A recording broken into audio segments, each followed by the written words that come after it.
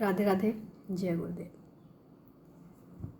जीवन का संघर्ष भगवान राम से सीखना चाहिए। शादी के बाद ही हमारा जो जीवन होता है वो शुरुआत होती है, चाहे लड़के की हो या लड़की की हो।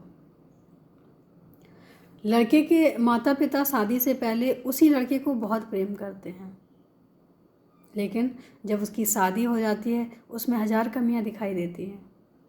क्यों? क्योंकि उनका प्रेम बढ़ जाता है कहीं ना कहीं।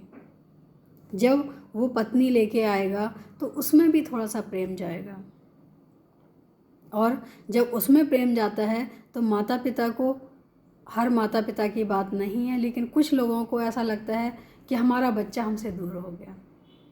और यहाँ जब लड़की की शादी होती है तो उसके माता पिता ने सिर्फ प्रेम दिया, प्रेम का ही जीवन सिखाया। यहाँ आके उसे कई रिश्ते नए मिलते हैं।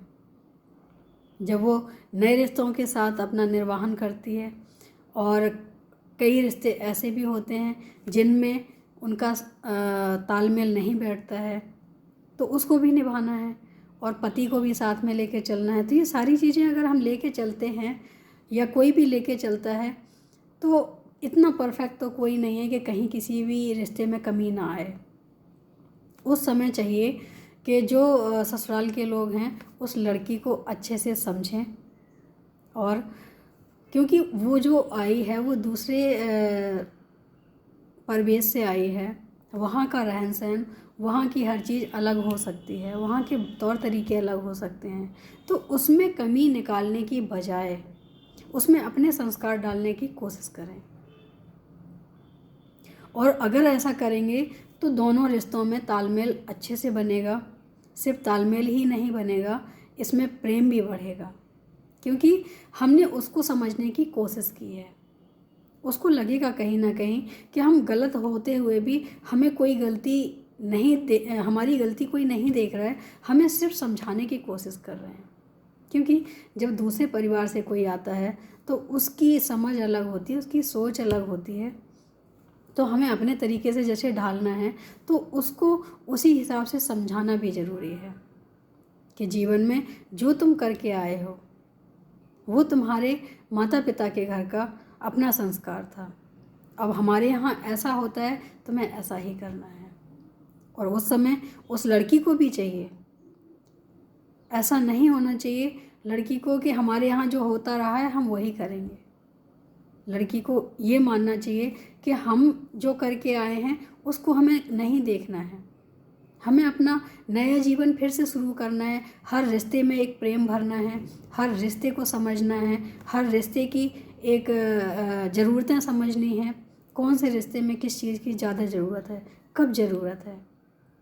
अगर हम ऐसा करेंगे तो मुझे लगता है कि जीवन में तालमेल बिठाना मुश्किल काम बिल्कुल भी नहीं है, लेकिन इसके लिए दोनों को समझना ज़रूरी है, लड़की को भी और यहाँ सब परिवार वालों को भी। अगर दोनों समझेंगे तो जीवन बहुत अच्छा होगा और बहुत आसानी से कुछ सीखा जा सकता है। अगर सीखने का कोई हुनर रखता तो, अगर कोई सीखने का हुनर ही नहीं रखता है या कोई सीखना ही नहीं चाहता है तो उसे कौन समझा सकता है, कौन सिखा सकता है? कोई नहीं सिखा सकता है। तो दोनों को बदलने की थोड़ी थोड़ी कोशिश ज़रूर करनी चाहिए। अगर जीवन में ऐसा करेंगे तो हमें दुख की बजाय खुशियाँ ही मिलेंगी। मुझे ऐसा लगता है कि हर रिश्ते को थोड़ा वक्त ज़रूर देना चाहिए, क्योंकि वक्त हर चीज़ को बदलने की कोशिश कर देता है। वक्त के साथ अगर हम नहीं बदलेंगे तो वक्त हमें बहुत अपने तरीके से बदलेगा। अगर हम वक्त के साथ बदलेंगे तो फिर वक्त हमारा होगा, जैसा हम चाहेंगे वैसा होगा।